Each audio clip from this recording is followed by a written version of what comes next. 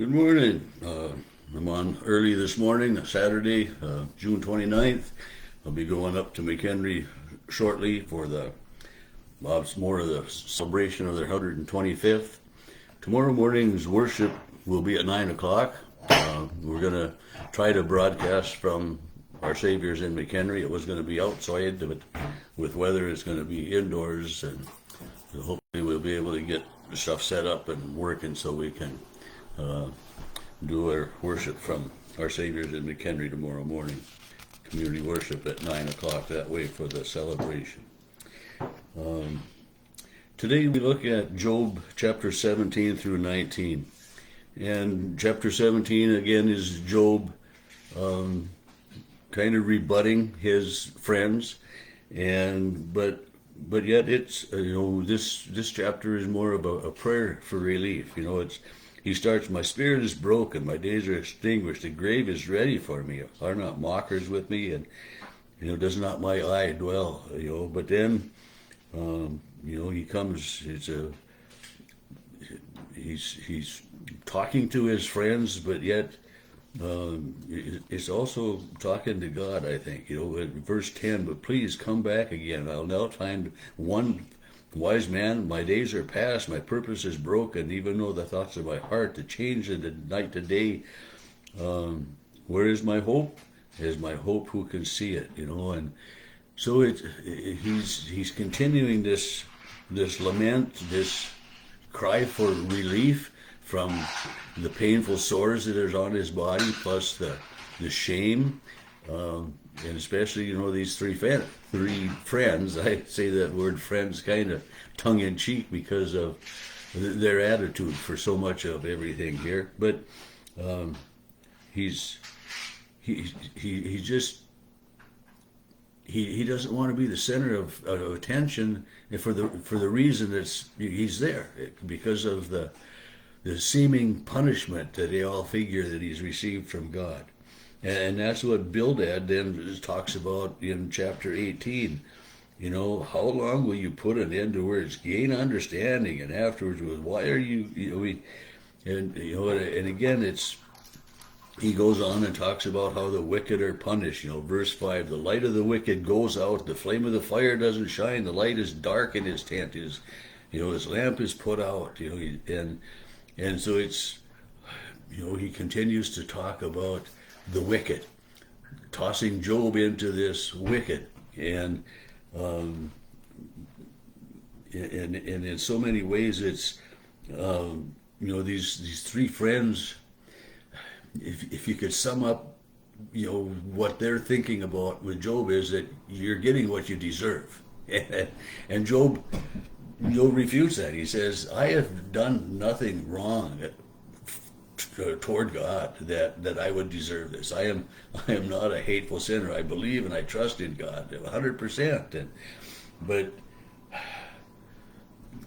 the friends just keep trying to say to him, "You're getting what you deserve. Examine yourself. Be honest with yourself and with us. You have done something terribly wrong."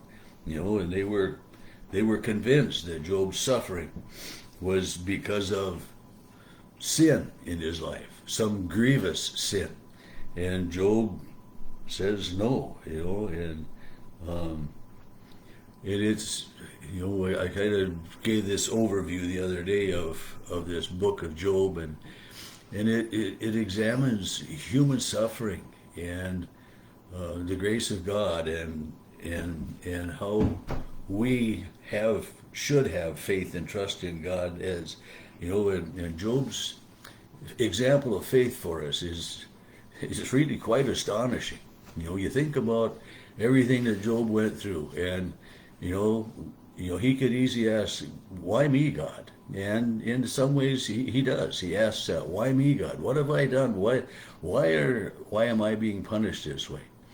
And as I also said the other day, we know that this punishment isn't coming from God. It's acts of Satan that are causing Job's problems. And in so many ways, I think this book is in the Bible for us to relate and to try to help us understand that, the suffering in the world, the evil in the world, the sin in the world, isn't because of God's love and of God's grace, but it's because of the brokenness of the world. And it's one of those really hard things, that people will say, if there's a God, why do children die? If there's a God, why is there cancer? If there's a God, why is there sickness? And if God took all of the sickness and the evils and the perils of the world away, we'd be in heaven now, and that would be great. I mean, it would be just great to be living in heaven, or to have never had the original sin of Adam and Eve in the garden, and we could all be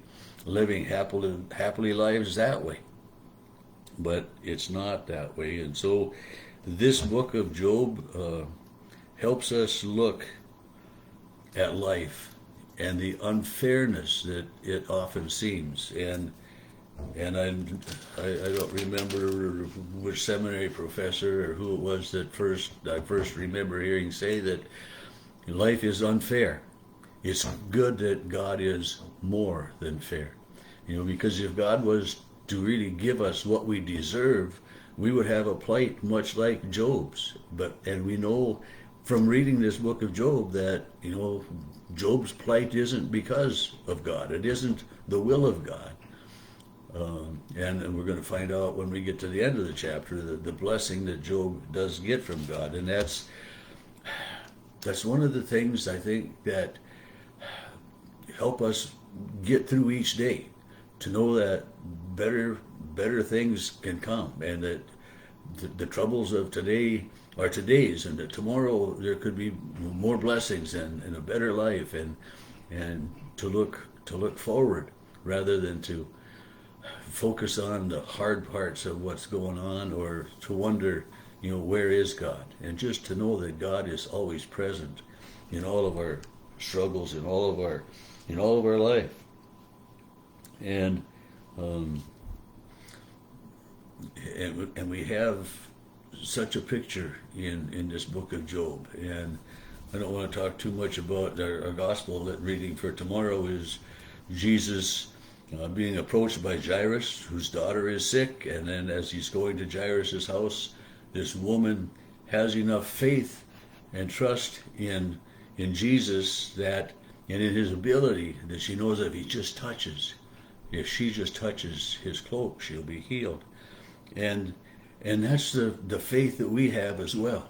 That faith that knows that no matter what, Jesus, that God is there, and that they care. They hear our problems, and they know what they are. Chapter 19 again is Job answering this speech by Bildad, and how long will you torment? And if you read these verses out loud, how long will you torment my soul and break me in pieces with words? These 10 times you've reproached me. You're not ashamed that you have wronged me? If I have indeed erred, my error remains with me. If you exalt yourselves against me and plead my disgrace, know that God has wronged me. And it's just, the cry of Job here is just, it's heart-wrenching to read it.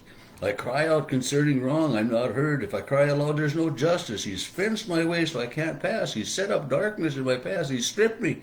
He's taken, and, Job he's just pleading from the brokenness of his heart to God, and he's saying to these 3 friends of his, you keep putting me down. You keep throwing me into this category, and Job goes on in verse 13, he's removed my brothers, my acquaintances are estranged from me, and he's saying this to his 3 friends. My acquaintances are estranged, my relatives have failed, and my close friends have forgotten me. Those who dwell in my house, it's this plight of, everything is just gone to pot, there isn't anything.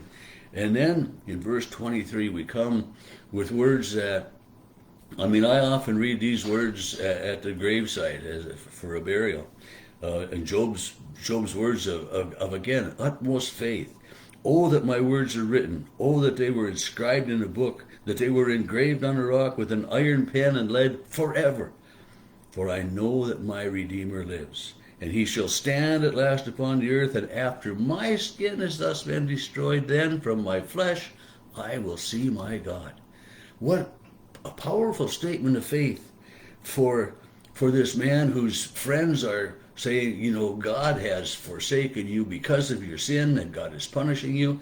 And Job Job's talking about resurrection. He's talking about life everlasting. He's talking about after he's dead and gone, then from my flesh I shall see my God. What a powerful statement of faith that he has here. And it's, he says, my eyes will behold him, how my heart yearns within me. In the midst of all of the pain, the sorrow, the trouble, and everything that's going on, Job can't wait to see his God, that he has complete faith and trust in. And so we have, again, this lesson of suffering in the world and how God is walking with us through it, and that God is always there for us. And that's such an important thing for us to look for, to listen for, and to always, always trust in, is God's love and God's mercy.